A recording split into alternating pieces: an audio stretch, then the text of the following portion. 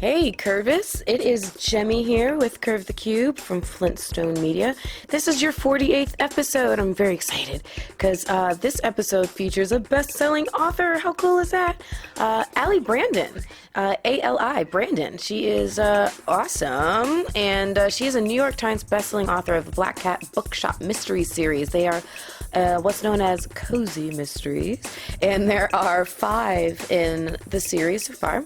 Doublebooked for Death, A Novel Way to Die, Words with Fiends, Literally Murder, and the newest one, which will be out November 3rd, called Plot Boiler, of which I am proud to brag I have an advanced signed copy. I feel so special. And I'm 3 episodes, my lord. What am I talking about? I'm 3 chapters in, and I'm absolutely hooked. I love it. It's basically about a girl named Darla Pettistone. She is a Texas transplant, just like the author herself. But unlike the author, Darla has moved to New York, where she inherited an independent bookstore that came with a big black cat full of total attitude called Hamlet. And in each book, some body falls to the ground, and she and her sleuthing cat are there on the case to figure it out. And it's really thoughtfully crafted. The cast of characters are super colorful and imaginative. I'm fully sucked in. So like I said, I'm 3 chapters in, and I'm just gonna brush through the rest of it because it's really a page turner. I love this book. And as she is a very prolific writer, I also want to point out that she's also award-winning author of the Leonardo da Vinci historical mystery series, which you can find as ebooks now. And she wrote that under her name, Diane A.S. Stuckert. So look for it that way. And she's also written some historical romancers under other names. We get into why she has chosen over the years to use pseudonyms.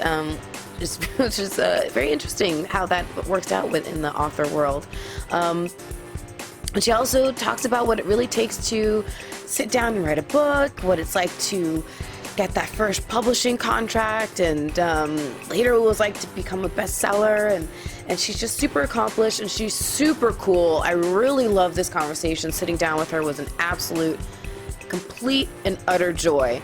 And what's interesting is, fun fact, she was also a founding member of the Gold Coast Paranormal Society, which, if you recall from our 43rd episode, was the crew of guests that I had on. But she wasn't on that episode, but if you go back and listen, you'll hear me talk to a bunch of her friends. And another fun fact, so that was episode 43, another fun fact, if you pick up one of her books and you look on the cover, or if you go to her, or inside cover, and you go to her website and you see her picture there, well, Estelle DeShaka was the photographer for that. That's a totally random fun fact, and she is featured on episode 21. So go back and listen to both episodes 43 and episodes 21, because they both kind of circle around this current guest, Ali Brandon. But back to Ali, you can go to alibrandon.com or dianestuckert.com. They'll both take you to the same place to find out all of her information and everything. She has a couple of events coming up that I want to make sure I mention. There is a Halloween pre-party and book signing. It's Friday evening, the 30th of October, from 6 to 8. It's at Murder on the Beach Mystery Bookstore in Pineapple Grove. So go check her out there. She also is doing a book signing at Carlstedt's. I want to spell it because I don't know if I'm pronouncing it right. I want to be sure. It's CARLSTEDT''S Floral Distributors. They're in West Palm Beach. So she's going to be doing a book signing with a couple of her friends on November 4th from 7 to 9. So that'll be the day after Plot Boiler officially debuts. You can also find her on Facebook, Black Cat Bookshop Mysteries. Look it up there. And on Twitter, you can find her as Ali Brandon or as Diane Stuckert. The same account, but she has cleverly titled it with both, so you'll be able to find her pretty easily.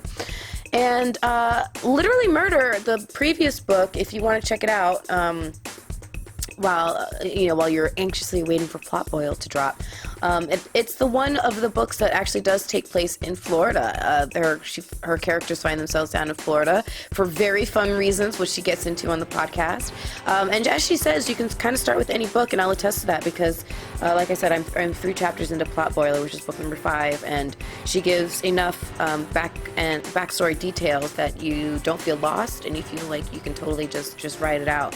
So start with any book, but read all 5 and any other books that she has coming up, because she is so awesome. And if you start with Plot Boiler and pre-order it, please pre-order it for her, because that will help her to get that on that bestsellers list again. And, we'd love to support a Florida author who's doing some really awesome stuff. So pre-order Plot Boiler by Allie Brandon, and trust me, you will not be disappointed. I'm not so far. This book is awesome.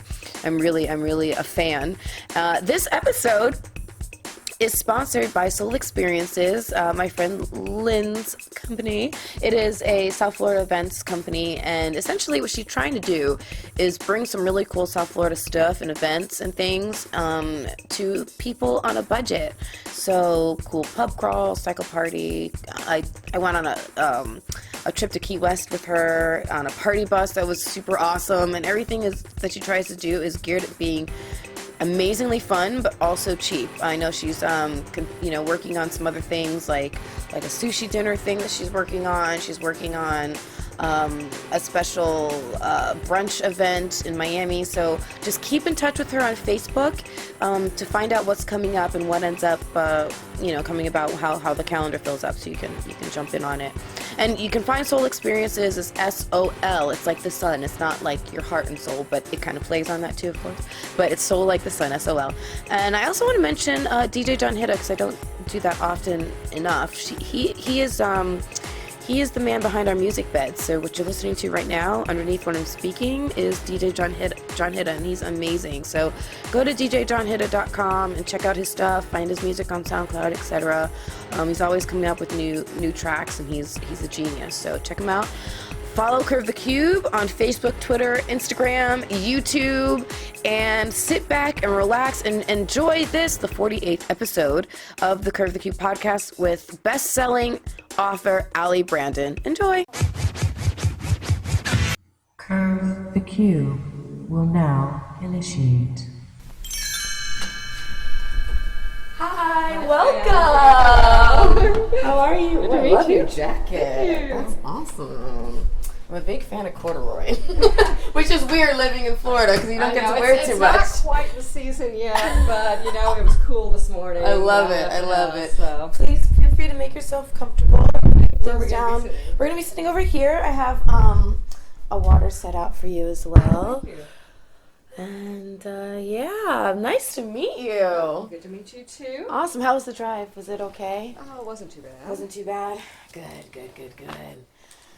Oh, it's great to have you on the podcast. I'm so excited. Well, I am too. And before we start, I have a couple little things for you. Oh, really? Oh, you're so little sweet. bribes. Let's see.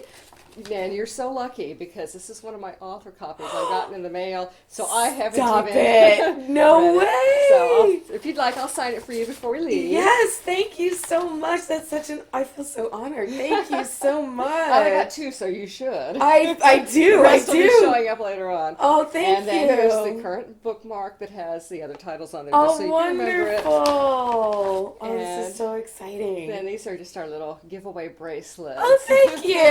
Look at you. Thank you so much. This is so cool.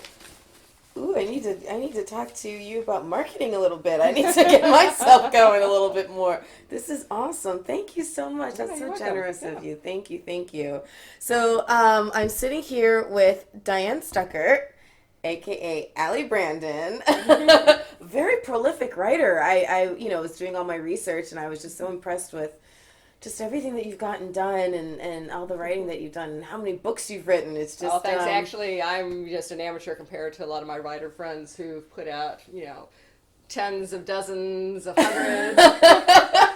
It's always impressive. Even if you've just written one, I'm like, wow, you've written a book. That's impressive. We'll go with that. I've written chapters, okay? Nothing's ever come out of a full book from me, so I'm very impressed. But so I wanted to let's jump right into the Black Cat Bookshop mystery series that you know, this latest book. You just gave me a copy of it's called Plot Boiler. Plot Boiler. Plot Boiler. It's so cool. So I just want to familiarize my listeners real quick, just in case they're unfamiliar. That this is the 5th book in the series. Correct. And so the titles go, it's one a year, which is also impressive to me. I'm like, well, you read a book every year.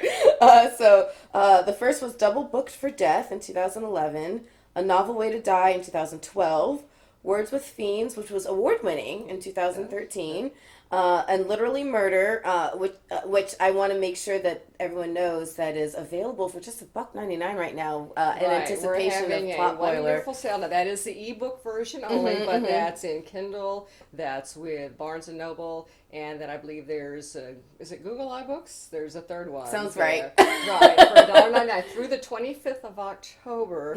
So if you need to be introduced to Hamlet and you haven't, that's an easy way to get in there, especially if you're an ebook reader. Awesome. And so would you recommend, I mean, obviously, you recommend reading all of them, we but might start at do the they... But no, you should be able to jump in, and you know, when the characters show up in the course of the story, there's always a little quick background introduction, so you know where you are. Okay. So you can start anywhere in the series, but then I'm sure you'll want to, just for all the nuances, Absolutely. because I refer back every so often to characters and situations that have happened in the past. Interesting. So Interesting. So you're the main characters are Darla Pettistone and her sleuthing cat Hamlet. Tell us about these characters. Where did they come from? Well, let's see. Darla is somewhat like me in that she is a transplant from Texas. But to New York, not Florida. Correct. But it's still too, well, I say actually Florida in some ways is a lot like Texas in the mentality. You know, people are very independent and they look at those damn Yankees. No offense to any damn Yankees. Interesting. But it's kind of the old fish out of water thing. And since I am, you know, a native Texan, and the publisher was very interested in having the book set in the New York City area, I felt it was best to approach it as a fish out of water type scenario. Darla's new to New York, so I'm new to New York, and you know, we're kind of learning together, she and I. Gotcha. So you had a relationship with this publisher prior to the first book even being right. written? This is Berkeley Prime Crime, and they actually published my Leonardo da Vinci mystery series, which was a historical, as you might guess, mystery series. Set in the 15th century, This is a very awesome series. Leonardo da Vinci was our sleuth. This is not the old Leonardo that you may know from that red chalk self-portrait, which may or may not actually be his self-portrait. There's a lot of debate there. Some controversy. Yes, some controversy.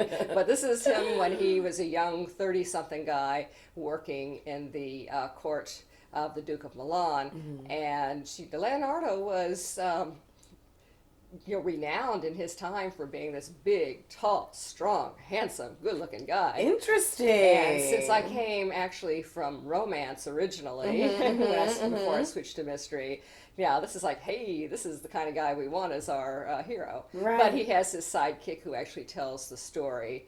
And her name is Delphina, but she has disguised herself as a young man because she wants to be a renowned artist as well. Right. But at that time, women could not be allowed into the guilds. So she disguises herself as a boy. Right. So anyhow, that was a really cool little series. It only went for 3 books, unfortunately. And the Black Cat Bookshop Mystery Series came after that. Whole change of pace. But, I noticed like there's a similar thread throughout the type of books that you write where, there's somewhat of a mystery or something that has to be figured out. And, so it puts the main character on this mission to, get some answers. I mean, these are traditional mysteries. The Leonardo series was more of a traditional mystery. The Black Cat Bookshop Mystery Series is considered what they call a cozy mystery series. Okay. And it's a little bit, violence is off stage.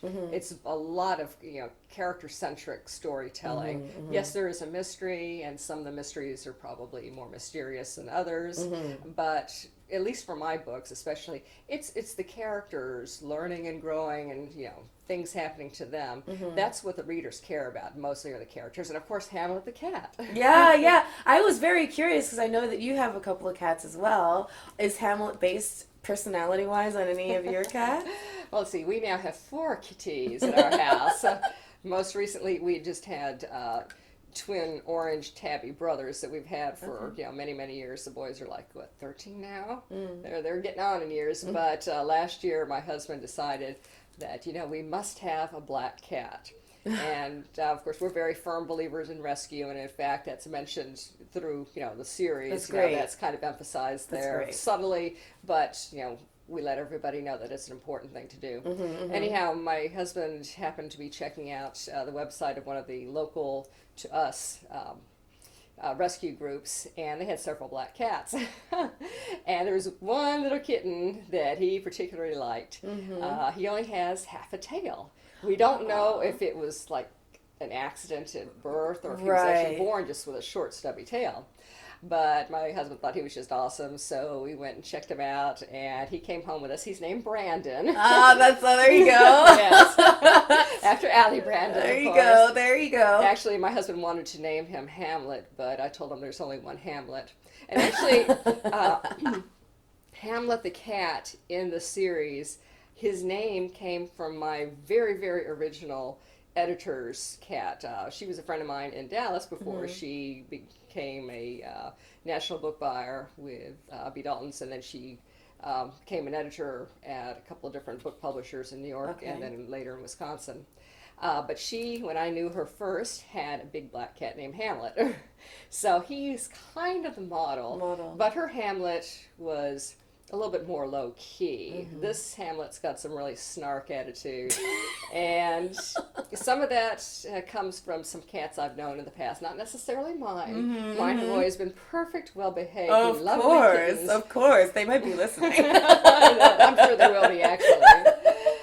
So he's kind of a compilation of cats I have known, and I'm very pleased that the readers do say that he is a cat. Yeah. There's nothing wrong with books that have the magical cats that Talk walk through walls, they talk, whatever, things right. like that. I mean, those are cool. They're fun, and in fact, I've done a short story that had 2 magical cats, and I might even take them and do something else with them in the future. But for this series, I very specifically wanted him to be a real live cat, and some of the things he does is a little bit above standard cat duty, but not unbelievable. Right. And the readers seem to enjoy him being just a real cat, even with a little extra catitude. Right.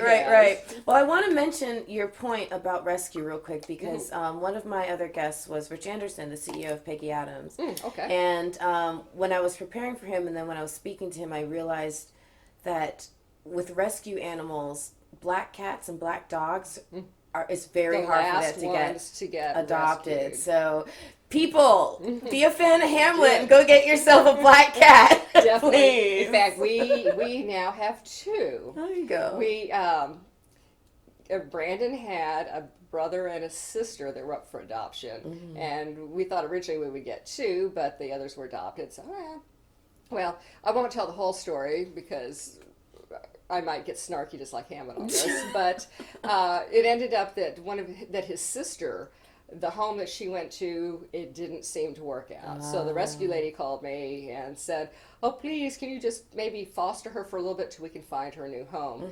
And I was told by the original owner that she was standoffish and she wouldn't play, and she wouldn't sit in your lap, and blah de blah de blah. Because it's all about her.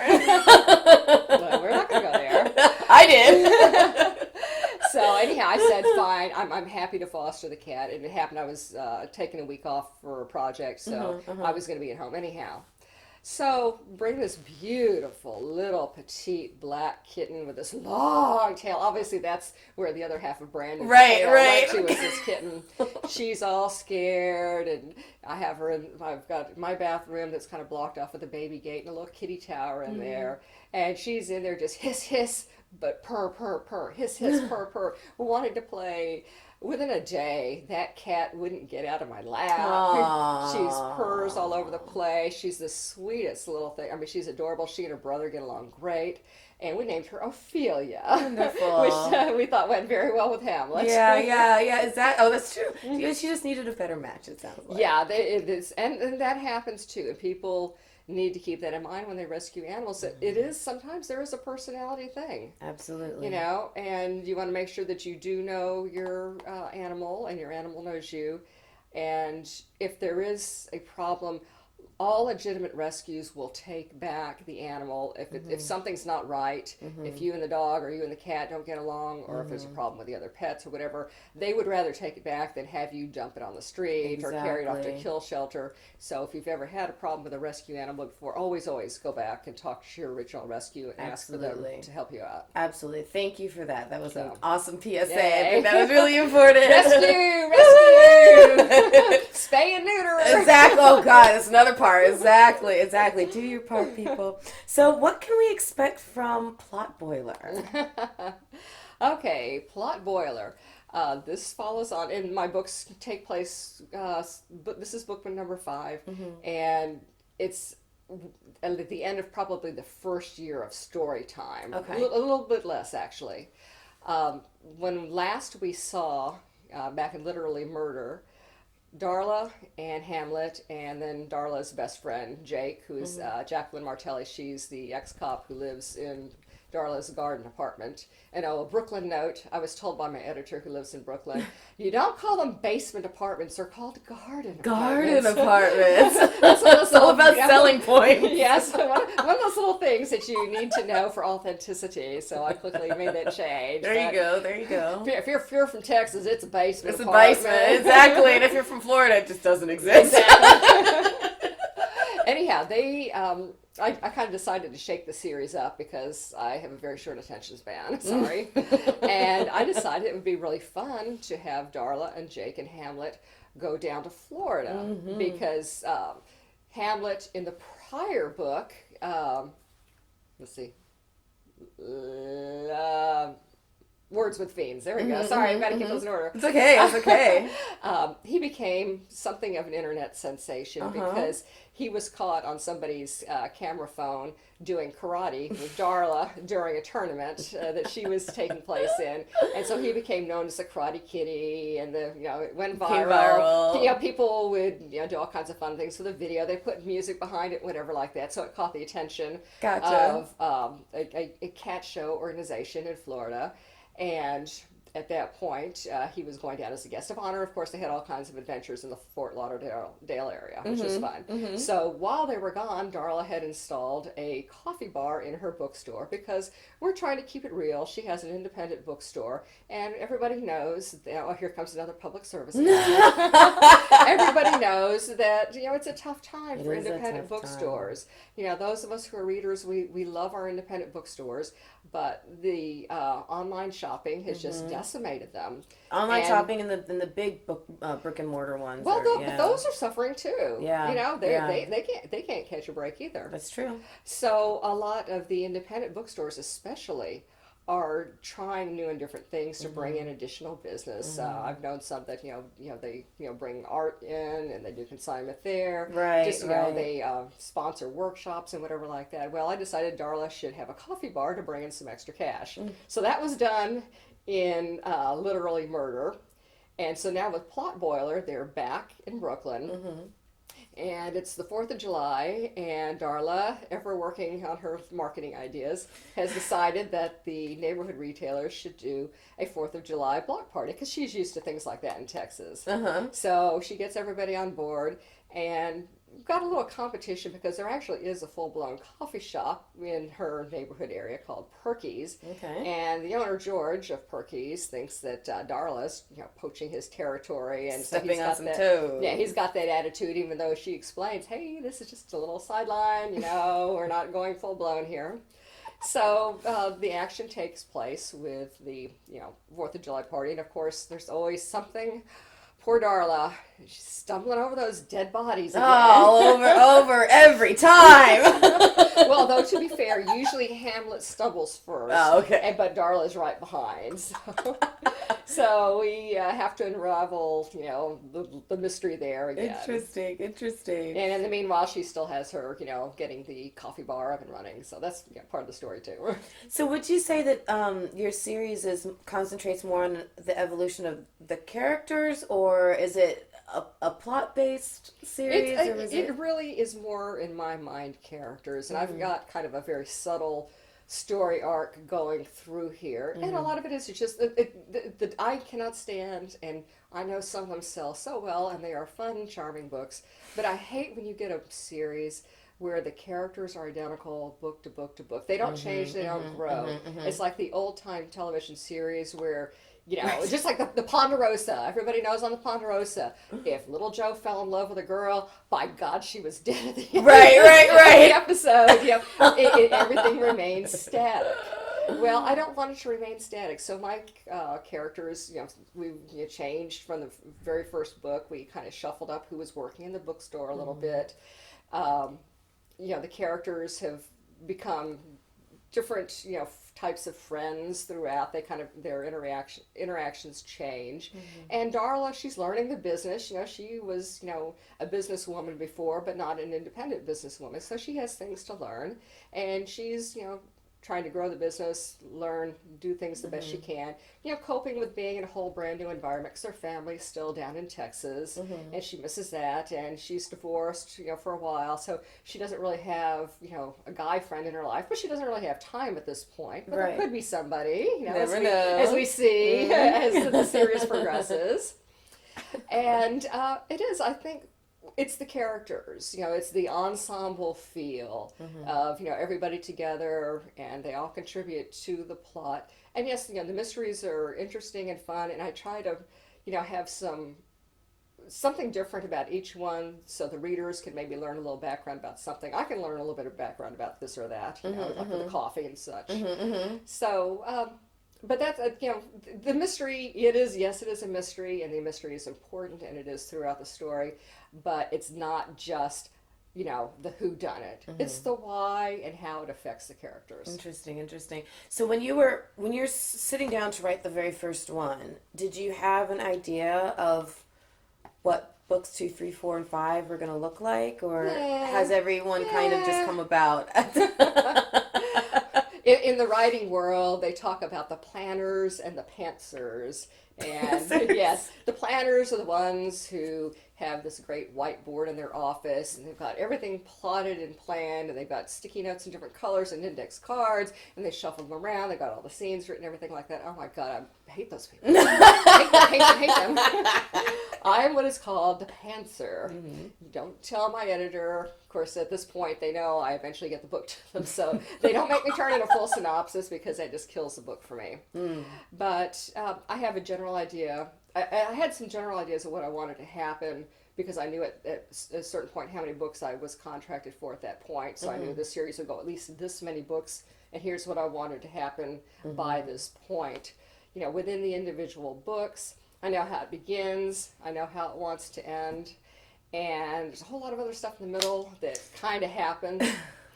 And it kills me every time I do that, and I slap myself and I say, next time you will write a synopsis, and I never do. But I find that to stay true to you. Well, the thing is, it grows organically. I've got like 3 more chapters to finish on my current book that is due like 2 weeks ago. And my first editor, he's awesome. He's just said, just get it done, give it to me. But as I'm going along, things just are happening that I couldn't have planned when I wrote, or if I wrote a synopsis for it. It just grows organically, and it's, sometimes I just look down and say, oh, you're so brilliant, Diane, you're so brilliant. These little things pop up. But they've kind of been planted, I think, subconsciously all along. I just didn't know it till I reached a point. Right, when the pieces came together. Yeah, and then I said, oh my God, now this, and this has to happen. And so I was so excited a few nights ago because I finally got everything in line. I just usually I cross my fingers and I hope for the best. And I know after all these books I've written, it always works out at the end. But it is just pain and suffering. Is it complete just a passion for you? I mean, because it sounds like this is just something that you are just compelled to do. Well, have you always been a writer? I have always been a writer in that it was the one thing I seemed to have some aptitude for. And so like in, high school, junior high, I'd be, the one who wrote all the good essays, or I was on the school paper. I was a journalism major in college. Then when I got out of college, and I thought, aha, now off to work for a newspaper. And I found out I'd be paid minimum wage. And I said, aha, off to find something else to do. So the writing, I've always worked a day job and then, written at night. I would love to do it full time. But frankly, I am, okay, don't listen, my editors, don't listen. Just skip this part, skip ahead. I am horribly undisciplined. I'm not one of these people who says, oh, I must be writing every minute of the day, and, I have to, put out X number of pages a day. I'd rather do my little hobbies, my games, watch TV, The Walking Dead's on Sunday nights. Oh, big fan. Those types of things. But those darn wolves. Oh yeah, let's up with it. We gotta talk about that later. But when it gets down to it, and it's crunch time, I'm there saying, "Why do I do this? I'll never want to do this again." Hey. And as soon as the book's finished, it's like, wow, I've got an idea for another one. Well, you mentioned that you're kind of almost wrapping up. Another one, is it part of the same series? Or? Well, right now what I've got... I mean, I don't want you to say more than you can. The book I'm finishing now, this is book number 6 in the series, so this will be out next November. Okay. And at this point, I'm not contracted for more beyond that. Hopefully they'll, pick that up again. Yeah. If not, I've got several other ideas of some things I'd be interested in doing. So it never ends. And, even though I say I'm not one of these compulsive writers, but on the other hand, if somebody, sends me an email, I'm there, right. I don't send back one-word reply. It goes on and on and on, and I have an idea for this, and then at work they need some, marketing materials. I'll do that as I raise my hand. Yeah. I mean, because I think a lot of people want to be writers, want to write a book. In fact, I used to have a massage therapist who was doing writing on the side. Everybody wants to write a book. Yeah, and he was about 3 chapters in, and then 6 months later, as I'm wrapping up my massage therapy, he's still about 3 chapters in. So my question is, how, if you had to give a piece of advice to someone who is struggling to they want to get it done, it's inside them to get it done, but maybe whether it's discipline or who knows what it is, what do you say, how do you get over that hump and say, to keep going? Well, the thing is, people don't understand writing a book is hard. I mean, okay, let me put it this way. Writing a good, well-structured, well-plotted, readable, saleable book is hard. There's, bless their hearts, there's a lot of people who really want to be writers. They have a story to tell, and man, they'll write that book, and they'll, put it up there as an ebook, and all their friends will buy it, and they're a published author. And, I'm glad, because it's something that they wanted to do, they needed to do, and I encourage people to go with their creativity and do that. If you're wanting to actually be a professional writer who's a crafts person, it's hard work, and you have to start from the beginning. You don't say, hey, I'm going to be a brain surgeon. Okay, line me up a patient. Let me just give it a try. I'll get started on it, and then I'll put her aside for a couple of weeks and get back to it. Again. I just leave her there on the table. So, it's not going to work that way. I mean, there's so many things to do. First of all, you have to read and love the genre in which you want to write. Some people say, oh, hey, those 50 Shades books are doing good. I think I'm going to write some of that there porno stuff. Right. But if it's something that it doesn't call to you. Right. It's not your muse. There's no use for you're not going to write it well. And, well, okay. No, I'm not even going to go down there. Okay, but there's a lot of people back in the day when I first started writing romance novels romance it's still a huge industry. It was a huge industry suddenly back then, you know, Right. the 80s and 90s. Right. And I mean, a you lot go of- to the grocery store and you see just tons of them just there. and you know, they were paying huge advances. Unfortunately, I got in after all that huge advance. darn it! Yeah, I'm always on the wrong side. Yeah, I just always kind of miss it there. My husband and his broker sold my Amazon stock before it went crazy. Oh no! Yeah, I've never forgiven them for that one. But anyhow, back then, Oh, that's terrible. romance was doing great, and everybody and their dog said, "Oh, I'm going to write a romance novel, and I'm going to make a whole lot of money." Okay, the people who went into it saying, "I'm going to write one and write a whole lot of money," wrote a crappy romance, and it didn't sell to a publisher. If it did sell, it didn't do well, and they probably, you know, maybe got one more book of the contract, and that was it. So you have to make sure what you're writing is something that you believe in, that you love, and you have to be willing to put the time and the effort into it. You know, most people these days are not wanting to go through the ropes that the rest of us had to go through, you know, years ago Yeah. to get published. You know, you send it in, and you're waiting 6 months for an editor to say, "Oh, I liked your first 3 chapters. Can you send me more?" Wait another 6 months, and then 6 months after that, you get hopefully a contract. It's or a they really reject you. long process. Oh, it was a hugely long process. And the thing is, you know, the way it was structured, and it's not necessarily, well, it's not the fault of the editors themselves, but it's the whole process there. The way the business was, that was the model. They couldn't do much about it. As a result, you know, the writers were stuck in horrible limbo for months and months, and it was not a good thing, you know, good way to do it. But as a result, those writers with nothing else to do would be revising, writing a new book, and they'd be getting notes back maybe from an agent or an editor saying, "Well, we like it, but we need you to do this before we can publish it." So they'd get it back, they'd have to rewrite it.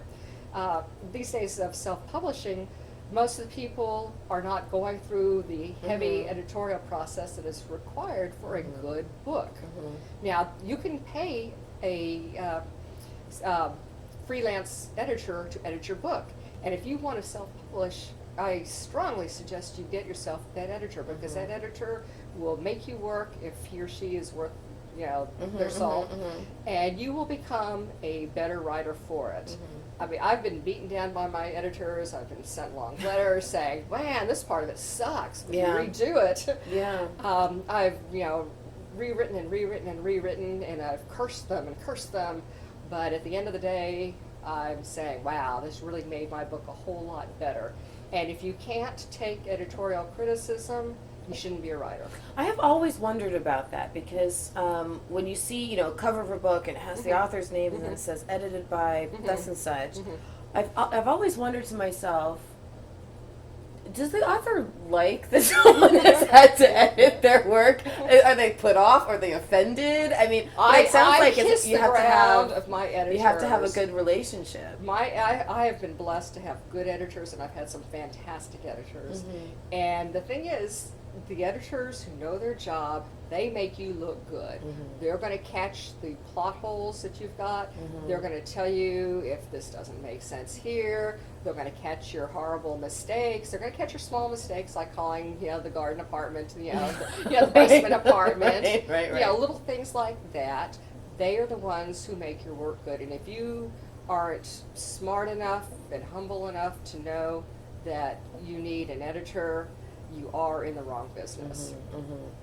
You know, as you were talking before about, you know, people who want to, with 50 Shades of Grey, just get into writing something because They can make some it money. was trendy. It made me think of one of my favorite characters, who was Jo March from Little Women. Because when she started out writing, she was all about, you know, scabbards and thieves and whatever she could write that was, you know, sounded cool and trendy. And her whole thing was, you never write what you know. She must have said that like 3 times in the book. And then she figured it out. It clicked for her. No, let me write about my life. And that was what she knew. And that was what was beautiful about her final, or her first real project. And so it's interesting. And it sounds like, okay, so you have, you know, you went to, was it University of Oklahoma? Yes. Journalism background. Your Da Vinci series had some, you know, some like things that had to be figured out, like I was saying before, and then of course you're writing romance novels, and on the website it says that, in those there's even still some mysterious things that can happen. Yeah, and here you are writing a mystery series. It's like it was kind of the evolution there, because, like I said, I did start out in romance because I enjoyed writing the romances, but I enjoyed reading the romances, but I read historical romance. And as always, like I said, I'm always on the wrong side of the curve there. Right when I got into it, historical romances had been big for a long time.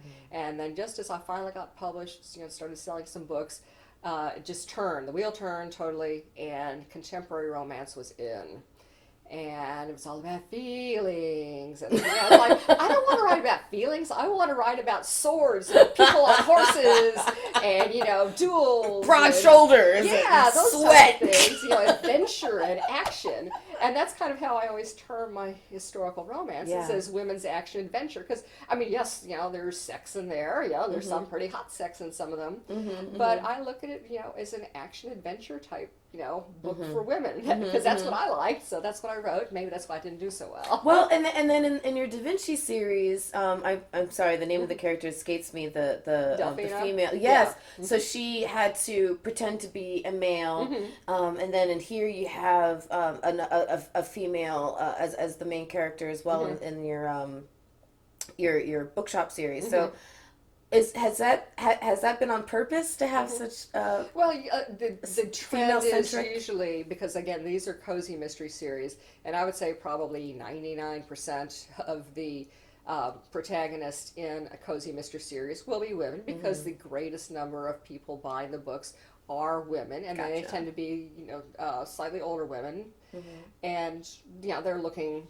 Your protagonist tends to be like a placeholder for the reader. The same thing in romance. That's true. The heroine is a placeholder for the reader. Now, I think there are a few cozy ones.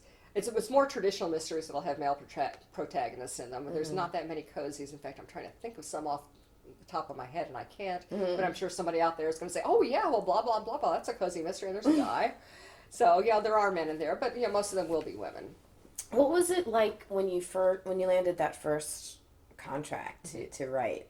What was that like for you? Well, this was back in the ancient days. Oh, stop it! Before they had computers. And it actually was before they had computers. Oh, I had just gotten my first computer. It's like, oh, how exciting. I've never been published. If they did not have computers, I don't think I could have stuck with it, because it's so hard to type and revise and type and revise. And I think I would have gotten so discouraged, but yay, computers came out. Well, you're on the right side of it that time. but that was word processing, WordStar and things like that for all you ancient people listening. But at that time, everything was done, mail and telephone, and you get a phone call, and I think everybody I've known who's ever gotten the call. Nowadays you get the email usually. These days you get the call. Or those days you got the call. And you were going, you want to buy it? Oh, yeah. And you hang up and you go, wait, did they say they wanted to buy it? Right. Or did they say maybe we would think about it? And you're sitting there second guessing yourself, oh, did I really sell my book? Until you get the letter in the mail or the contract in the mail. And oh, phew, that's it, finally. Wow. So I know, I was actually kind of afraid. I kind of told a couple people I sold my book. But until I actually had a piece of paper legally. Right. I to make sure that call wasn't a dream. Yeah. And how about the first time that you hit the New York Times bestseller list? I can only so far it's only been the only time. Well, and that was very exciting. Because that is a major thing that you want to do, and it's nice because then you always get that little tag on your covers. It is here, New York Times bestseller. So yay! So here's a hint to everybody. When is this podcast? This will be out next Monday, which is the 27th, maybe, or whatever that is. All I was trying to time it well. Get ready, everybody, and I want you to go online and look for a plot boiler, and I want you to pre-order, because the pre-orders release all on release day, and if there's lots of them releasing, That means your numbers are big and you can get on lists. And the other thing too, the publishers look at that and they say, people like these books. Let's go ahead and offer her another contract. Gotcha. So one come of those on, little behind-the-scenes listeners. Go for it. You As know? soon as you hear this, the very next thing you need to do after you listen to this podcast, or even while you're on it, listening to it, go to your computer go on right now and to pre-order. any online store, or go online, not online, but you can go to your local bookseller and pre-order it there with them too. There you go. Now I have to ask you this other question because, and you had a great explanation on your website, but I'd love for you to share it with the listeners too. That okay, so I'm looking at my notes so I can get this right. You wrote as Alexa Smart and Anna Gerard for your historical romances. Correct. As your full name, Diane A.S. Stuckert for the Da Vinci series. And then for the Black Cat series, it's Allie Brandon. Correct. So why the use of so many pseudonyms? Where does that come from? Well, let's see. I'll give you the whole story. The Alexa Smart actually is my name. Diane Alexa Smart Stuckart.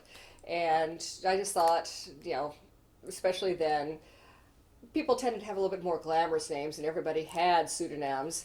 And I thought, Diane Stuckart on a book. That's, no offense to my Stuckart relatives.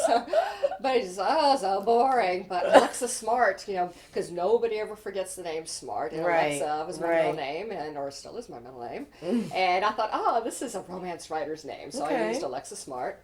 And then towards the end of my historical romance career, we had a whole shift there with my editor moving on, and they shut down the line I was writing for, and they kept a few of the authors, and they kept me, but they said, if we keep you, you have to write under a different name, so that's where Anna Gerard came in. So Gerard is my husband's name, Anna from Diane, and my grandmother Anna, so, that's where that name came. Okay. Then I wrote the short fiction as Diane A.S. Stuckart.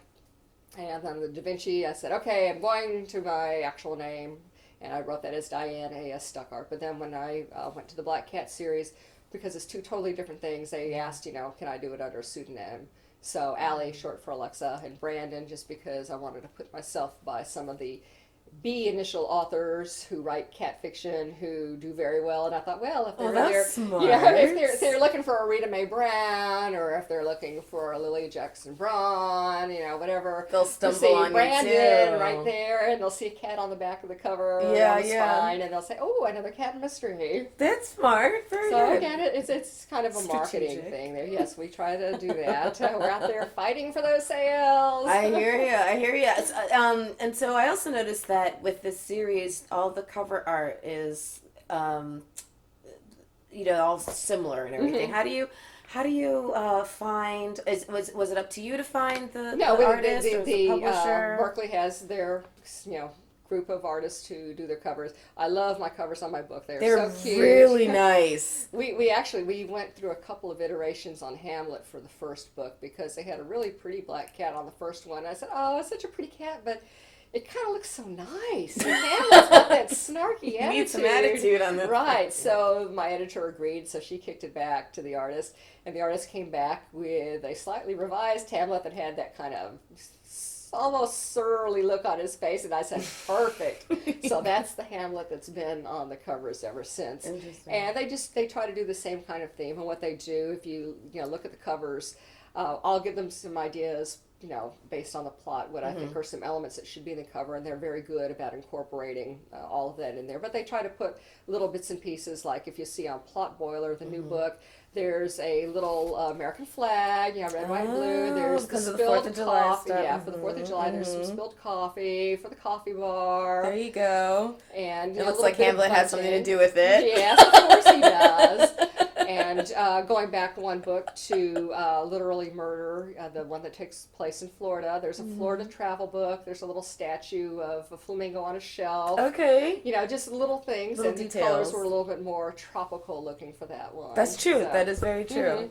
Very clever. So yeah, I really, the covers are just really cute. Berkeley does a really good job on their covers. They're always so much fun.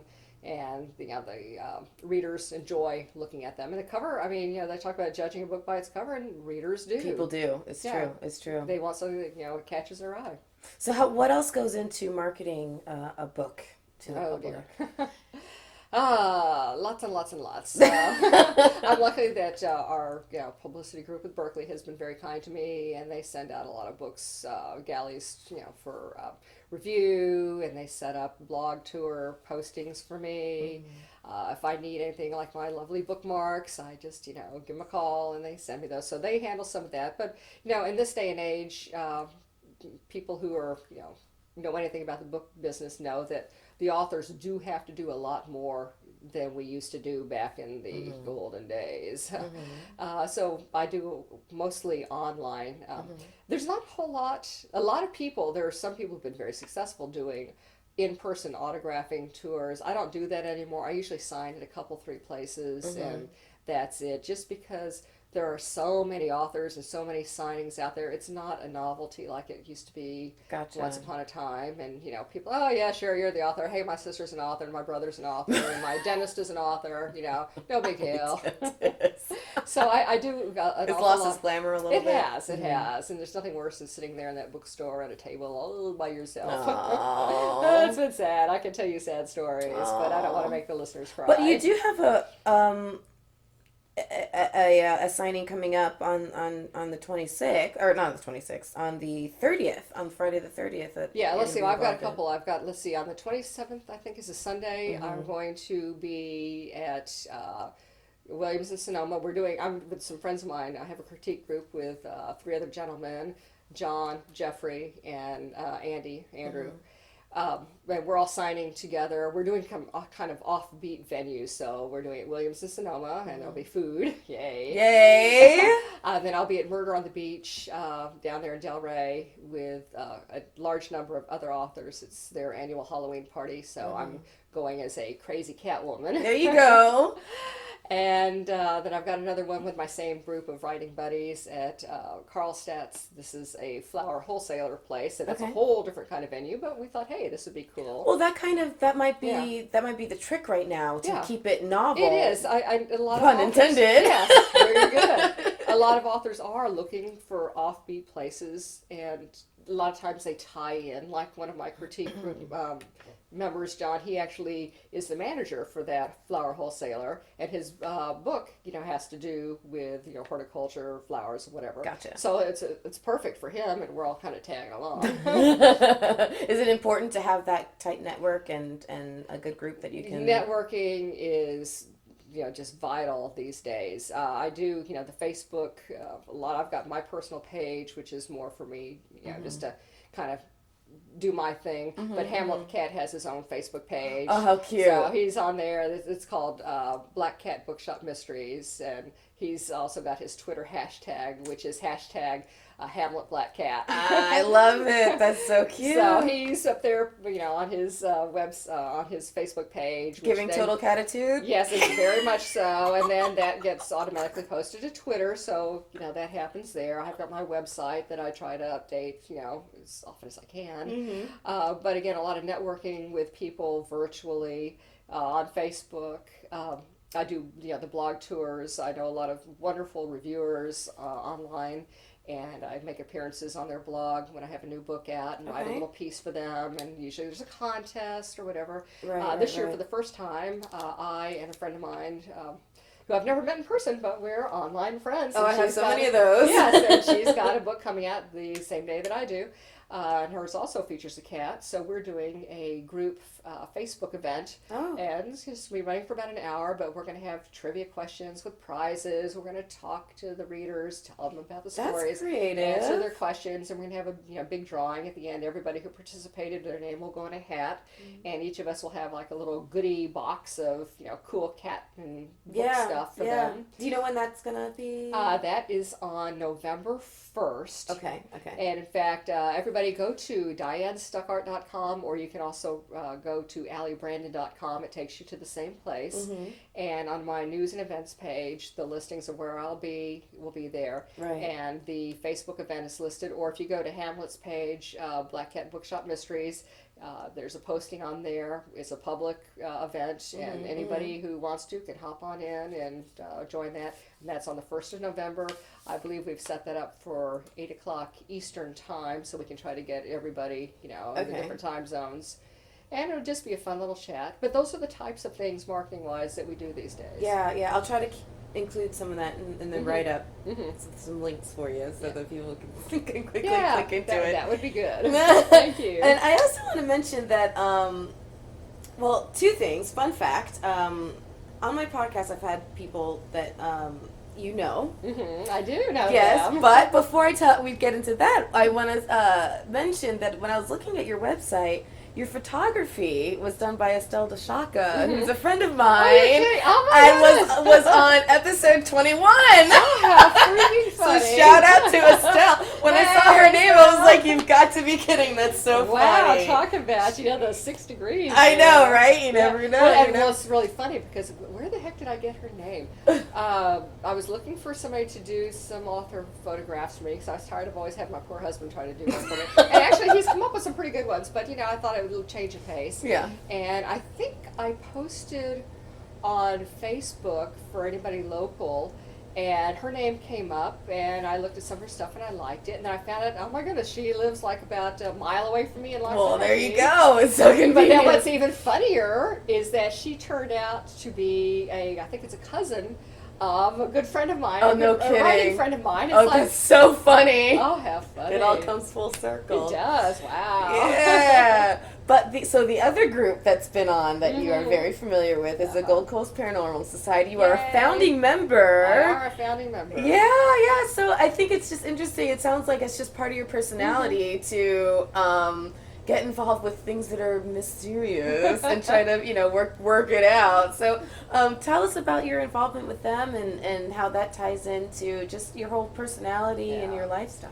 Well, I've always been interested in the paranormal, not the ghastly, scary, ghost dimension type things on some of these, The Ring and those types of things. That's not really it. But I'm more into classical ghost stories, types of things like that. I've also been fascinated ever since I was a little kid, to the dismay of my parents, I'm sure. I love cemeteries. And it's not because I'm, Wednesday Addams and all, morbid and all. Right. It's the history. Right. And that I think that everything for me kind of ties into history. I think most of us, when we were in, grade school, high school, whatever, everybody hated history class because they make it so boring. So boring. But once you actually start reading it, it is like the coolest, bestest thing in the world. It can be fascinating. Yeah. Have you ever caught the show Drunk History? Yes. One of my favorites that makes me laugh so hard, but it's such a good show. But the cemeteries, I love the history. I like going in and looking at the dates, the people, how people bury their people. That's has always kind of been my saying. How people worship and how people bury their dead tells you their culture. It's true. And I love churches too. Yeah. I was up visiting Wisconsin with my aunt, who's really into churches. I'm not that religious, but I love churches, and I had a great time. I love going to sing in those churches. I love to see what people do. Right. And I think it's the whole curiosity thing that makes me a writer. The curiosity makes me interested in the paranormal because I really, really hope there's something after. I was brought up believing that there is, but how as you go through stages in your life, you kind of doubt. But I want to hope and pray that there really is, and that the people that I've lost are still there somewhere, and that I'll contact them again. So that's one reason I do it. Have you ever been to New Orleans? Oh, I love New Orleans. My first historical romance was set in New Orleans. It's called Masquerade. It was set during Mardi Gras in the 1870s. Oh, very nice. Yes. Did you, when you were there, did you happen to visit the cemetery? But of course. Okay. I even did. I was going to be mad at you if you on had it. Marie Laveau's grave. Did and you? I said, Marie, can you get me a book contract? And she came did. She did. That's amazing. Well, as we kind of start to get, I guess, wrap up, is there anything else you want to share about what's coming for you, what's coming with Plot Boiler, and yeah. Well, like I said, Plot Boiler will be out on November 3rd. That's the official release date. Come out in Pre-order. Yes. Pre-order. You can get it, ebook, or you can get the paperback book. Check my website if you're in the West Palm Beach area. I'd love to see people come, visit me. Let me know you heard it on the podcast, and I'll give you one of my official silicone bracelets. Yay! Yay! Yeah, a little podcast love. That's awesome. I'm going to be trying to. Oh, well, there's one other thing we didn't mention. I am republishing my historical romances as The Da Vinci? these are the romances. Oh, the romances. Yeah. Romances, right, So right. I'm republishing those now as ebooks. So a lot of my old vintage historicals are now available, online at Amazon. You can Okay. download those. We have one right now that I've done this in collaboration with a couple of my other writer friends. We're doing box sets because that's very popular right now with readers because they read so many books. The three of us put together our 3 books into a single set for download. It's a similar theme. Well, the first one we did is called Regency Rebels, and they're all Regency romances. Mine's probably the standard Regency historical, then we have traditional Regency, and then we have somewhere in between the two. Okay. And that's still available for download at Amazon. And then the one we're pushing right now is called Western Wenches. Ooh. And that's got probably my favorite. Well, I don't know. I have a soft spot for all my historical romances, but this was my Western. And as a Texas girl, I grew up on Westerns. I love Westerns. I love the Southwest. I love Texas. All of that. This is called Desert Hearts. Okay. That was originally published by Zebra Books under the name Anna Gerard, but it's now being republished as part of that Western Wenches. Western Wenches is part of that box set.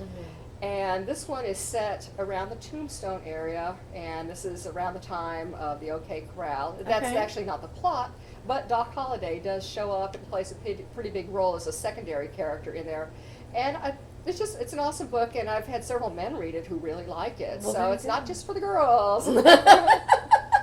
That's awesome. I think I adore you. I think you're You're so super sweet. fun. I think you're super fun. It's nice to see someone who is so passionate about writing, but not even just about putting the pen to putting the fingers to the typewriter the butt keyboard. to the chair, the fingers Right, to the right. keyboard. But you're a reader. You're a researcher. You like to look into your subject matter and pull it in some really cool stuff. So I think reading your books, I'm really excited to read Plot Boiler, and I like that. It's not just a good story, but it sounds like it's also some historical stuff is in there Which too. is just so a it's little gonna bit be of really good. learning new and different things. Yeah. But one thing I do have to say that none of this is possible without the readers, and I love my readers. Those are the most awesome people out there, and it's easier these days now. Back in the olden days, as I always keep referring to, I'm not that old, everybody, but I sometimes I feel I'm like looking at you like, sometimes- really? I've been around for a while. Like I said, I started writing, or I should say selling in the 90s, so it's been a while. But back then, you had, if you wanted to contact an author, you basically had to write a fan letter to the publisher, and they in turn would forward it to the author, and they'd only do that like every 6 months or so. So it took forever. Well, these days it's instantaneous. On my website, I've got a contact form, and you can send me a note to say hi or tell me things that you thought sucked in my book.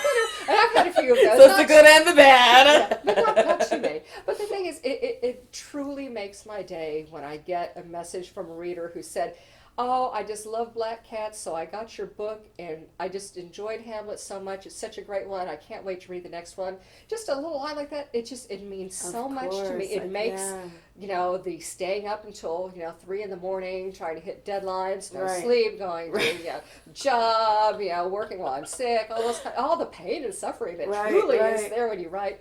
It is so worthwhile just when you get that little, validation from a reader who has enjoyed what you've done. Yeah. And that makes it that's I would say almost worth more than the money. The money, it's good to have the money. I mean, let's be real. Yeah, I gotta pay the bills. But it is just so good that people, in some way enjoyed or touched. So I've gotten one before where, the lady said, "Hey, so-and-so in my family just passed away, and I was so down, but I went to the bookstore, I saw this cute cover, I bought the book. You made me happy for a couple hours. Oh. Those things, it truly makes the job worthwhile. Absolutely. This is actually today is the year anniversary of this podcast, and Oh, so and so I'm hearing you talk about your readers, and I'm thinking about my listeners, and I agree. It makes it just.